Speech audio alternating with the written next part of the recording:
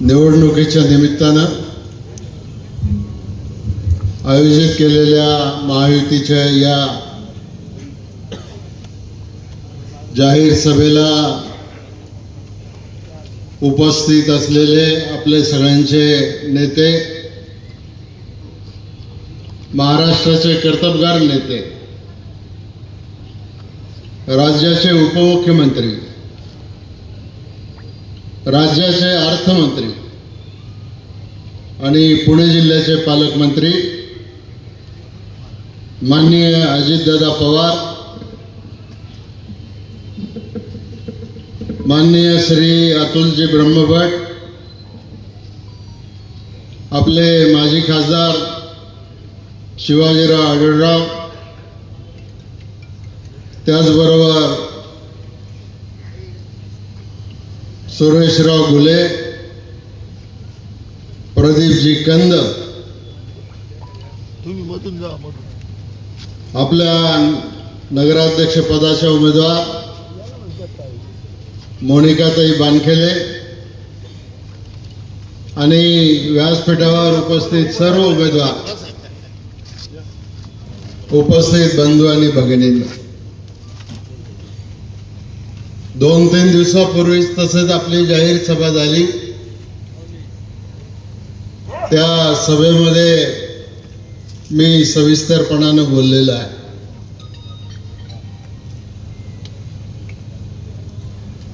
आज क्रांतीसूर्य महात्मा ज्योतिराव फुले यांचा स्मरण दिन आहे आणि या स्मरण दिनाच्या निमित्तानं मी त्यांना भावपूर्ण आदरांजली अर्पण करतो. दादांना वेळ मिळाला पाहिजे म्हणून मी काही फार बोलणार नाही, पण मी आपल्याला एवढंच सांगतो की उद्याची निवडणूक ही फक्त कोणाला तरी नगराध्यक्ष करण्यासाठी किंवा कोणाला तरी नगरसेवक करण्यासाठीची निवडणूक नाही. ही निवडणूक या मंचर शहराचा चेहरा मोहरा बदलण्यासाठी, विकासाच्या दिशेने घेऊन जाण्यासाठी ही निवडणूक आणि या निवडणुकीमध्ये आमचे सगळे उमेदवार आणि आम्ही या ठिकाणी आपल्याला विनंती करायला आलो की उद्याच्या 2 तारखेला आपण राष्ट्रवादी काँग्रेसचे नगराध्यक्ष पदाचे उमेदवार आणि बाकीचे सगळे नगरसेवक यांना जिथं घड्याळ असेल तिथं घड्याळ आणि जिथं कमळ असेल तिथं कमळ या चिन्हावर मतदान करून आपण विजयी करा.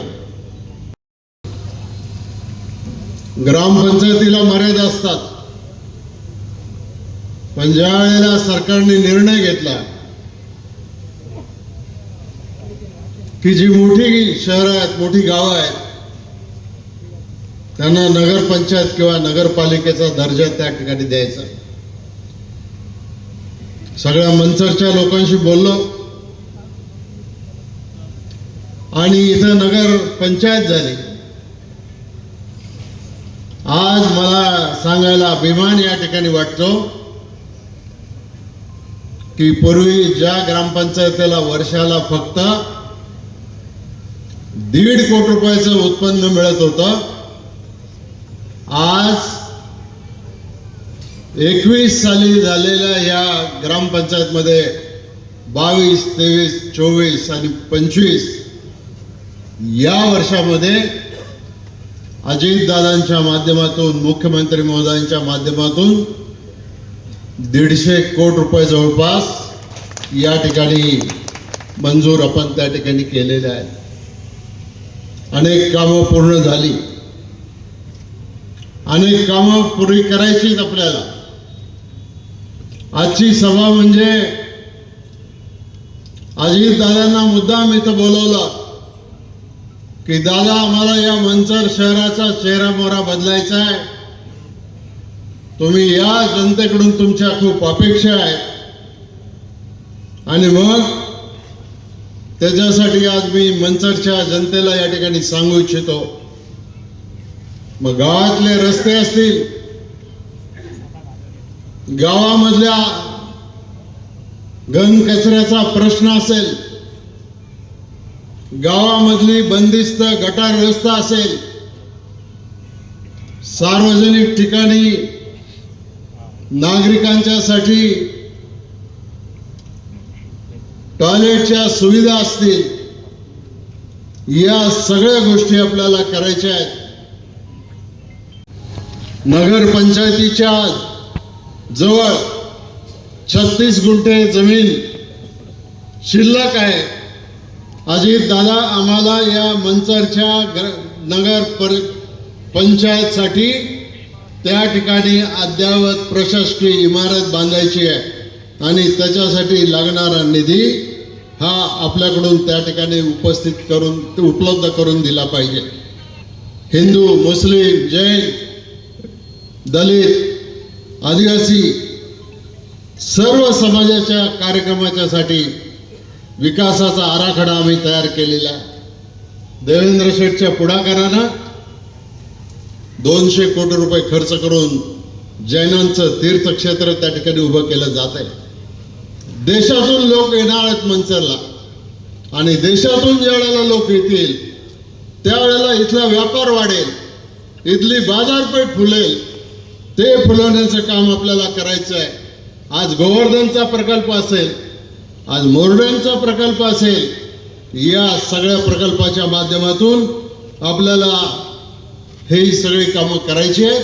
आणि म्हणून माझी तुम्हाला एक सगळ्यांना हात जोडून विनंती आहे की आपण सगळ्यांनी, मग मंचरचे नागरिक असतील, तालुक्यातून आलेले नागरिक असतील, सगळ्यांनी उद्याच्या 2 तारखेला आता 2-3 दिवसच राहिलेले आहेत, घराघरामध्ये जाऊन आपल्या महायुतीच्या उमेदवारांचा प्रचार करायचा.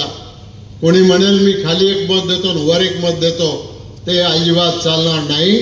दोन्हीच्या दोन्ही मतं हे महायुतीच्याच आपल्या उमेदवारांना त्या ठिकाणी पडली पाहिजेत आणि या आपल्या नगर पंचायतीवर आपला झेंडा फडकला पाहिजे. दादांची बारामती, एकदा दादा आम्हाला तुम्ही वेळ द्या, आम्हाला तुमची बारामती लोकांना दाखवायची. आज बारामती सारखं शहर राज्यामध्ये आणि देशामध्ये सुद्धा नाही आणि हे सगळं दादांच्या नेतृत्वाखाली झालेलं आहे. आपण पाहत आहात तेज तुफान न्यूज, न्यायिक व निर्भीड बातम्यांचे सर्वांचे आवडते नेटवर्क.